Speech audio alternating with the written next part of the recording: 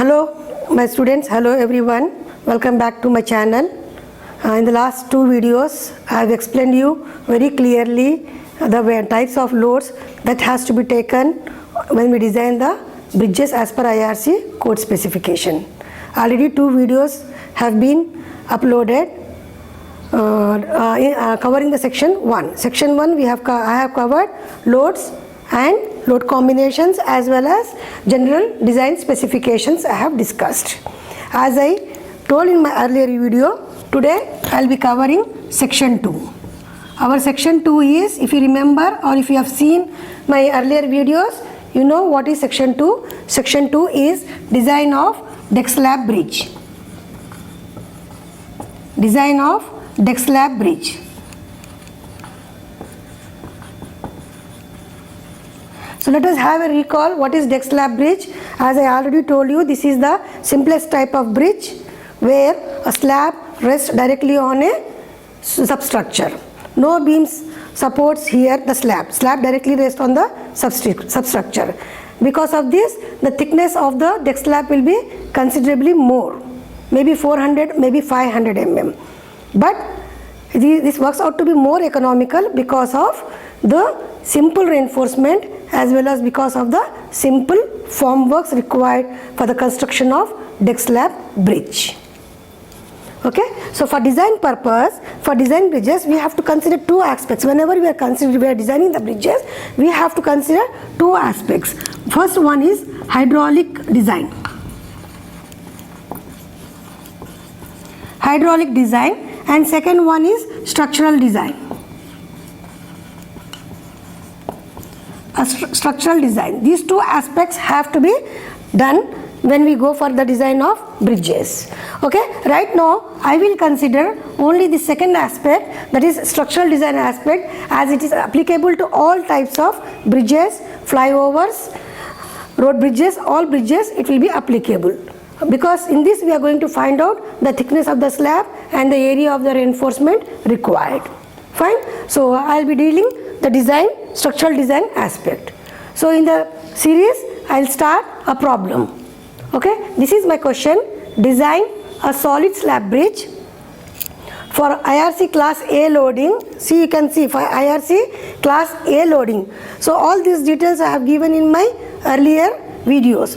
If you want to understand this class lecture well, then you have to understand my earlier two videos covering the loads, all the loads and load combination. So this bridge I am going to design for this class A loading. The data for the bridge is, the clear span is given as 5.5 meter, clear width of roadway. This is nothing but carriageway. Clear carriageway width is 6.8 meters.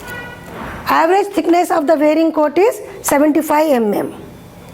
Grade of concrete is M25 and grade of steel is Fe 415. So with these details we have to design the deck slab bridge for the given data. So what I will do is, I will start the problem in stepwise. Okay, my request and my advice is to keep IRC 5, IRC 6, IRC 21 soft copies with you. Okay, IRC 6 you need to have a hard copy. IRC 5 and IRC 21, okay, we can deal with some values, but IRC 6 is very much essential. So you need to have IRC 6 if you want to design a bridge slab.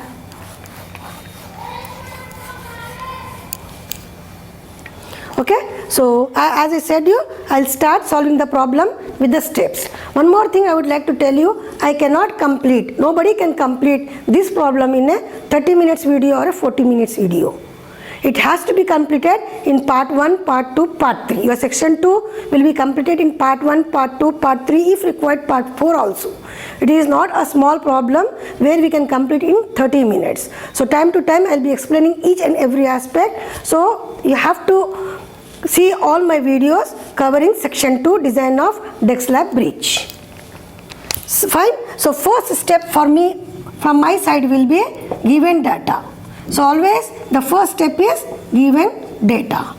So instead of writing this again, what I will do is I will take the same, I will just erase the question given data is there, same thing you have to repeat it, you have to take it in the you have to take down in the notebook. So I'm just erasing it, I'm solving the problem. So my first step is given data. Just to save the space, I am making use of the both space in this way.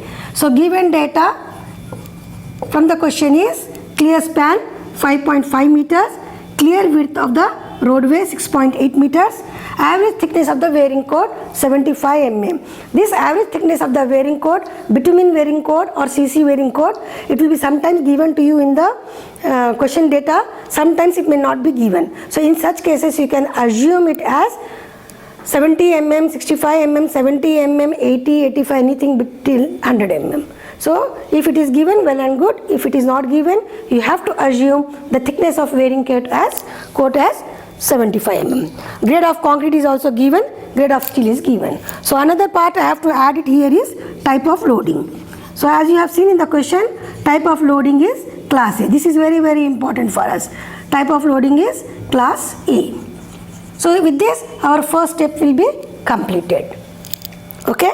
So this is the given, step 1 is given data. Okay. Now coming to step 2. Step 2 is dead load bending moment, calculation of dead load bending moment. So when I was taking another video where I have talked about dead loads, live loads, I have said dead load includes the self weight of the slab as well as the load of the weight from the wearing coat. Weight from the wearing coat, and if any installations are there, that installations weights should also be considered in the dead load. Right now nothing is given. Okay, so no installations are given, so we have to calculate the loads. So for calculations of dead load, we need to find out some additional data required to find the dead load bending moment or dead loads. So before going to the second step, I'll first calculate those things. Okay, so first I will assume some values. Okay, so first is I'll assume the width of curb. Width of curb. You know what is curb? In my last classes, earlier videos, I have shown you what is curb. It is a narrow passage, sideways. It will be elevated. It will be not on the level of road. It will be somewhat elevated. It will be meant for pedestrians, or it will be meant for repair works to be carried. If persons has to do some repairs, they need some space to work on the road. So some portion will be elevated on the two sides of the carriageway. So that is called as curb. So you can assume the curb as width of curb as 0.6 meters, 0.7 meters, 0.8 or maximum of 1 meter. So what I am doing is I am assuming the width of curb as 0.6 meters. So if you want me to show, I will show you a small rough diagram which I will erase. So if this is a support, if this is a road bridge, okay. So the two sides, this will be the curb. Okay, this will not be in along with the road. This will be somewhat elevated, maybe by 0.5 meter, like that it will be elevated. So this width I am considering is as 0.6 meters. So already in the question, if you see, clear width of roadway. So clear width of roadway is given as 6.8 meters.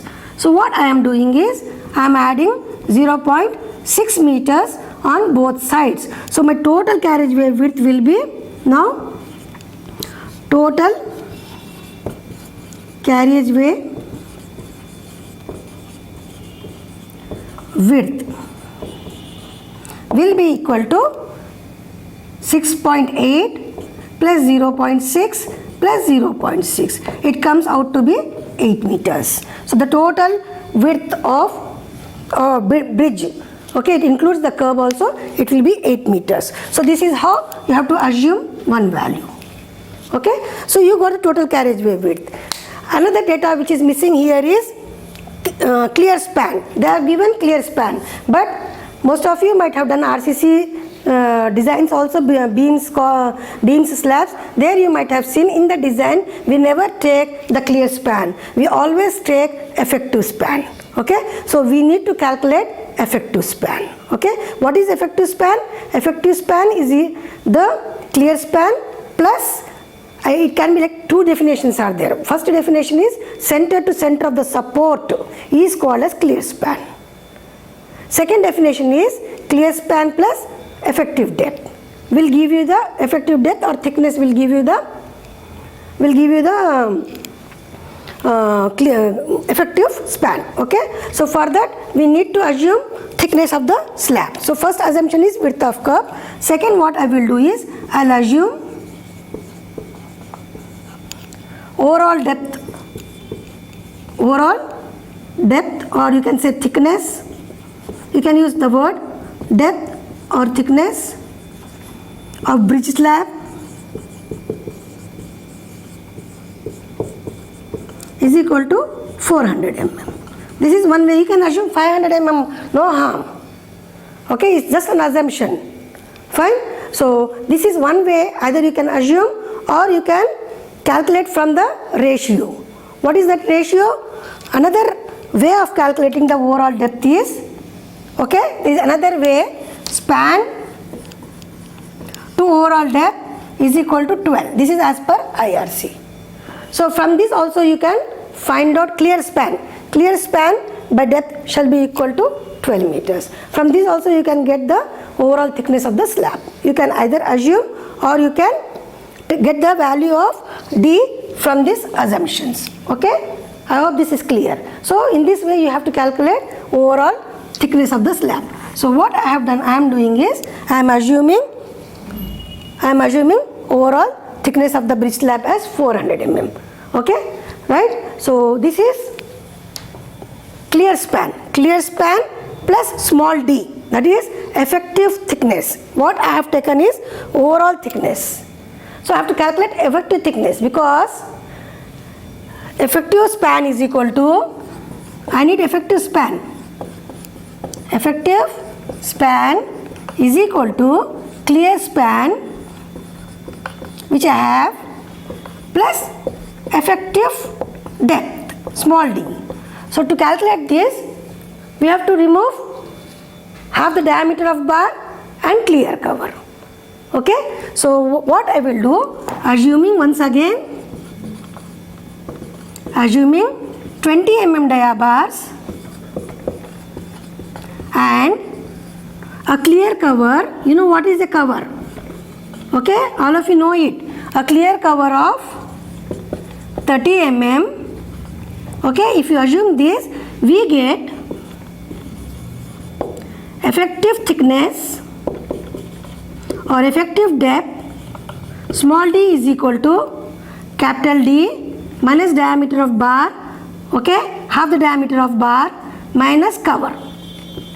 So small d is equal to overall thickness you have assumed as 400 mm minus 10, cover is 30. So I got this as 360 mm. So from this value I get effective span which I require in the design. So effective span is equal to clear span, that is how much is clear span? It's 5.5. So 5.5 plus 0.36. So how much it will become? Effective span small l. The notation is small l. Okay? Small l, effective span is equal to 5.86 meter or 5860 mm.